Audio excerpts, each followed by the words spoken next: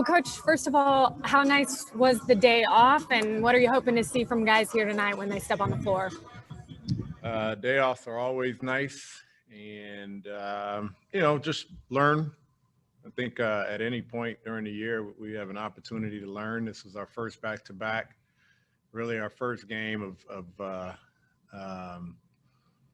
don't know what type of fatigue, but there was definitely some fatigue on the court, and just kind of learning how to rally in a game that you have to find a different way, a different form of grit to pull out the victory. And we try to address some of that in the walkthrough, and we'll do some of that in the video prior to. But I think our guys will have energy. I think we'll be flying around again tonight, and committed to the defensive end. But I really think our offensive energy and execution and playing in transition, I think that's where we were. We're up 12 and we didn't have any fast break points, and that's where you can feel it. So just getting the energy back, having some fun, and doing what we do, and try and move forward. When you talk about learning, what did you learn, or what have these guys learned from watching any film on Randall? I feel like he's made quite a jump, at least to start the season pretty hot. What makes him so difficult to defend? Well, I think because he's in different spots. He's probably their primary facilitator. They use him in transition after defensive rebounds. They use him setting or receiving the screens and pick and rolls, and they'll post them. And they post them to score, and they post them to facilitate. And so at that position, at that size, as a lefty, it's kind of an awkward position and guy to defend because he's a lefty playing facilitator. I think that's the biggest thing. We try to identify some of our matchups on him and some of the coverages in ways that we can be disciplined defending a guy like that. And I'll just ask real quick. I haven't seen an update on Rondo or Herter tonight. Do you have any idea what their status is? I think both are active. I know Rondo's going to go through some workouts and just kind of gauge where he is in terms of availability. Kevin's going through his workout, but I'm pretty sure he's active as well. He said he was fine and just going to test it out, make sure nothing was there. Great. Thank you. Sarah Spencer. Will you use the same starting lineup? Yes. Thank you. Jamila, do you still have a question? That was your question. Okay. Are there any additional questions for Coach Pierce? We'll go back to Kelly. Sorry, Coach, one more. The other night, you kind of mentioned Kevin, just the job he's doing being in the right position, especially defensively, kind of setting the tone for you. Can you expand a little bit more on how he's improved in that area when it comes to – Say that again. Sorry. No, I know. I'm sorry. You said the other night about Kevin Herter defensively being in the right position and kind of setting the tone for you guys on that end of the floor. Can you expand on how he's improved in that area? Well, I think he's a smart player, for one. But I think the positioning allows you to make decisions and reads, especially on errant passing, as a help defender. And I think he's just always in the right spot. He's done a good job of being in the right spot. And with his size and his length and his instincts, he's been able to get some steals. But more importantly, some of the stuff that doesn't show up, he's able to hold shooters that think they may have an open shot, just being a stunner and still being able to get back to his.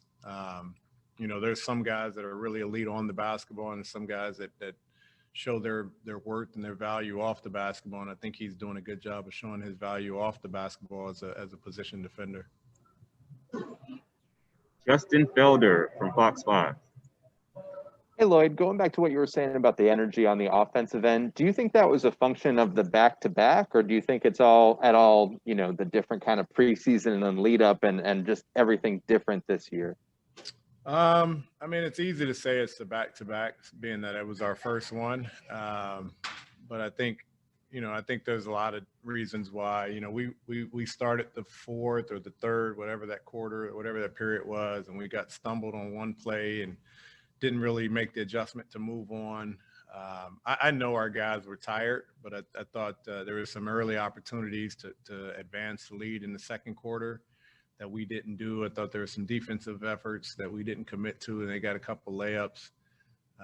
They hurt us with some effort plays. So it's a combination of things. I think the easiest way is to just say, yeah, it's a back-to-back, and we ran out of gas. I can tell our energy was low just because we weren't running and we weren't getting out in the open court. You know, we had 2 dunks and both were by Dre, but they were more, you know, kind of blown plays where their defense wasn't set and we were taking it out. I wouldn't say that was transition, but other than that, we didn't have many transition opportunities. We've got 2 more, Coach. First from Kevin Chenard. Hi, Coach. What are your hoped for objectives with the zone defense, and have you liked what you've seen so far? I have. It's been a mixed bag. You know, a lot of the issues sometimes is we're trying to zone lineups that we think we can take advantage of against the opponent. And sometimes you want to zone with your own lineups and take advantage of our length. And so I think our best zone group, perception-wise, is having Dre at the top and Cam on the wing with some of our smaller guards and any of our combinations behind us, because we can cover a lot of ground. But we've been able to zone with some of our second unit guys. It doesn't have the same length, but I think we have more fly around ability. But you know, when you're doing the zone, different teams present different things.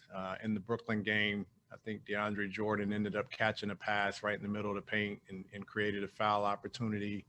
Clint was there, but the momentum, we didn't slow the roll down. But then the very next play, we get a steal in that same situation. So it's a little bit of a mixed bag right now. We're still learning the responsibilities and the movements. I think we've done a good job of being contained.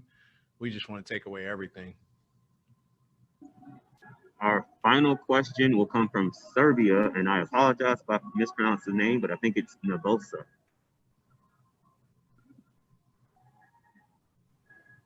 Yeah, Nebush is here from Serbia.